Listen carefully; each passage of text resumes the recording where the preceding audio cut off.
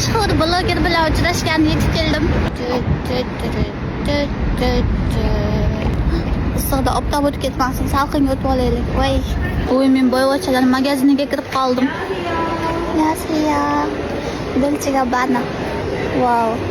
Narxlari ham Dolce Gabbana ekan. Shu narsa ko'rmoqchi bo'lib tursam, yonimga kiyib olishmasa-da, battar uyalib ketaman. Kiyib keyin oladigan narsam ham olmasdan. Sizlarda ham shunaqa bo'ladimi? Diyor ekan, ochkilar bor ekan. Voy bu 575 ming won. O'zbek so'mida shuncha bo'ladi. 575 ming wonga ochki olguncha men bolamga bitta kalyaska olib beraman. 670 ming won. Bitta ochki. Surdim baydan. Meni ko'rinishimga qarab g'alati tushunishyapti. Men oddiygina kiyim olganman-ku. Bunaqa narsalarni olmaydi deb tushunishyapti. Rostdan olmayman-da. Voy, rostdan ham bo'mishga o'xshab kiyinyapman. Mana qaranglar.